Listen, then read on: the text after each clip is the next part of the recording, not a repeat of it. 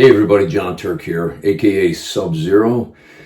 I'm coming at you from my wife's YouTube channel, Julia Shalom Jordan. It's everything to do with God and Christianity. It's kind of interesting. I'm doing a series on apologetics on her channel. And the first topic we're going to discuss is where do we go when we die? Now, as my character Sub-Zero in Mortal Kombat, there was something called the Nether Realm. It was another universe outside of reality. And when we look at our world today, a lot of people have different opinions on where we go when we die. It's an age-old question that has been debated over and over and over again, and nobody knows for sure. Nobody can say 100% sure that you're going to go here or you're going to go there. But all you can really go on is what we have before us, the evidence, the discussion, everything surrounding it. Now keep in mind, by doing this video, I really have nothing to gain. I have everything to lose and nothing to gain. My friends can look at me like I'm some kind of religious freak. People that don't know me, who don't believe in God, are going to call me all kinds of names, which I don't really care, because to me what's important is that you understand and you hear the other side of where you think you're going to go when you die. Now, I'm not going to hit you with a bunch of facts. I'm going to hit you with things that'll target your heart. Because in reality, God really isn't about spewing facts at us. He wants a relationship with us. He wants you to come back to him. It's not about, how many good deeds you do. God wants you to search for him. He wants you to seek him out. And the devil doesn't want you to do that. And he does it in so many ways to discourage you and to peel your hope away. And when bad things happen in life, he wants you to blame God. So I'm here to tell you that it's not God's fault when bad things happen. God even says in his world, Satan rules this world. He even said to Jesus when he was out in the desert with him, all this I can give you if you bow down and worship me. So let's talk about where we go when we die. It's so important because if 1.5 billion Christians are right, the consequences are far-reaching, past the grave. When you think about that topic, everyone's got their own opinion on it. And I'm going to give you mine. I wasn't always someone who believed in God. I had a Muslim father and a Christian mother. And in growing up, I just was really into sports and I just kind of lived my life. And one day, I had a friend. And I was about 13 years old. And he was a real funny guy. He was a popular guy. His mother was my den mother in Cub Scouts. And we hung around a lot. We rode our bikes together. We played sports together. And one day I was sitting with my father in the front yard. And I saw these ambulances and fire trucks just, driving up the street. And I didn't know what was going on. And later on I found out that my friend Billy had died. And it really shook me to the core. And I didn't know what to do. I didn't know what to think. I was just really taken back by the whole situation. But he had a wake. His family ended up having a wake for him. And a lot of us kids decided we wanted to go. And I'd never been to a wake before. So it was a new thing to me, especially at 13 years old. So you're talking, this is like 1972, 73. And we all loaded in the car. There were about 7 of us. Got to the funeral home and walked in, and it was obviously a very somber time. His mother was devastated, but I remember walking up to the casket and seeing my friend. And I was so moved and so shook by it that here's a guy that I would hang around with all the time. And I did so much stuff with him, and here he is, he's gone. Not only is he gone, but he doesn't look like the same kid. His head is all swollen. His mouth is sewed shut. His eyes are sewed shut. And I was just blown away by it all. And when I left, I couldn't get Billy's image off my mind and where he is. It just kept replaying in my head over and over and over again. And I became really afraid of dying at that point. I became an extreme hypochondriac. I worried about dying so much, it consumed me. And then I would have a relative die, and it would consume me anymore because I didn't know where I'd go. And my mom had her opinion, my dad had his opinion. And I just kind of decided to live my life kind of like a freak about it. And I wouldn't do things that would possibly kill me, you know, like a lot of kids are daredevils when they're younger, and I really wasn't because I was too concerned about dying. I even wouldn't do certain things. I was paranoid in that I wouldn't even eat off a family member's fork or a spoon. I just wanted everything to be clean and sterile.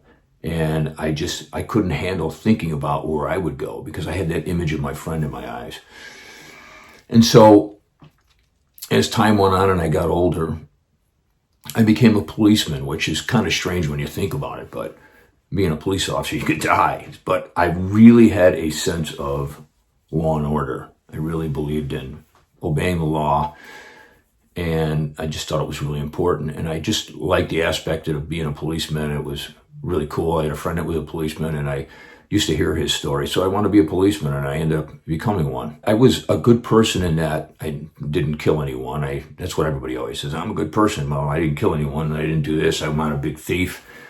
But moralistically, I was lacking. And I was lacking moralistically in the department of, being a runaround with women and things like that. And it wasn't right. If there is a God out there, nothing's going to happen to me because I didn't kill anyone and I don't steal. And look at me, I'm a policeman. I'm making sure that, hey, the good guy wins, right? Well, a lot of times we know that not to be the case, right? Especially if you believe in God and the Bible. So where do we go when we die? Right? I mean, when you think about it, this whole world and everything in it, we work our whole life. We have a family, we have kids. When your babies are born, you look in their eyes and you see this little kid. Now, I don't have kids, but I know when I look at my little nephew's eyes when they were young, and I see this incredible human being, I see God. And at the moment when I was younger and I would see that, I knew something deep in the back of my head that this is amazing. But I would still write it off. I wouldn't believe that there's a God. I would just say, I'm my own God. I just went about my life. And so a lot of things in life would point to God and I would just brush them off. But if you think about it, when you die, if we just go to the dirt and there's no God, where's our hope? What happens to our house? Everything we've built, what happens to our children? What happens to our wife if we're married? Just think about it though. They mourn us for a solid month or two, maybe longer, but after one generation, you're gone, you're forgotten. Nobody thinks about you. There's a picture of you on the wall. Your kids grow up and they tell stories about you, laugh a little bit, and then they go on with their lives. So what's the point of it all, right? There's gotta be more. There has to be. But I think that the main reason a lot of people don't believe in God is because they want to live their lives the way they want to live them. And that's the way I was. Now, is that right or wrong? I mean, we all have free will. That's what God gave us. Now, you might not believe God gave us free will, so let's look at it from that respect. If we have free will and there is no God, everyone's truth is their own, right? That means your truth is yours and mine is mine. So moralistically, that applies as well. So morally, what I think is right. And what you think is right. So if I'm a really bad person, what gives you the right to tell me what to do as long as I don't affect you, right? Well, that's what it is if there's no God. Morals. A moral law.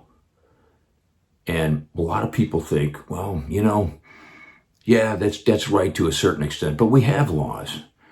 Look at the courts, look at the law. I was a police officer, I enforced the law, right? But what's the dividing line, right?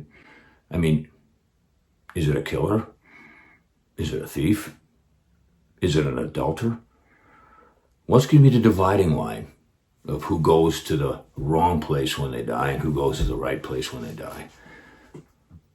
Because in reality, most people do believe we go somewhere when they die. Most of us believe that there is some kind of afterlife. We just don't know what it is. But do you really think that someone like, and I can't say his name because of YouTube, but it's a guy from the 1943 era, horrible, horrible person. There is no God, there's a morality. A lot of us say, I'll never go to that place where he's going. Really? What makes you so sure? What's the dividing line of sin then?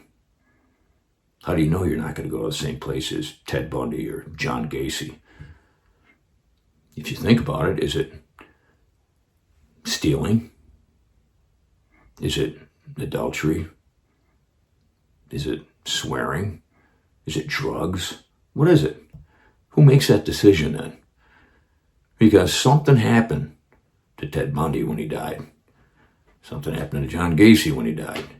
Do you think those people had no consequences to their actions here on earth? Now, you might think they don't. So if that's true, why be good? Why not just do what thou wilt, in the words of Aleister Crowley? Well, some people do. And that's why we have these crazy people in the world. Now, when you think about the world and the way it is, you think we have law, we have order. Really? Look at the world and look what's going on now. We are so divided. No one gets along. Split pretty much 50-50 down the middle. And when you think about it, a lot of it really isn't law and order. I mean, some of it is. But a lot of it's social issues. We don't agree socially. Abortion, gay rights, transgender rights. It's all social issues. And the main thing that separates people from God are social issues. And the main one is, you're going to go to hell.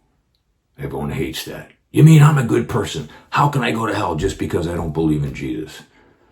Well, what makes you think that you're going to go to heaven? What makes you think that you're going to go anywhere if you believe that there is some kind of afterlife? If there is no God, that makes us all our own God. And I don't know about you, but I'm horrible at being my own God. I can't fix anything. I can't cure anything. All I can do is try my best. And we know how that ends up. One day I'm going to die.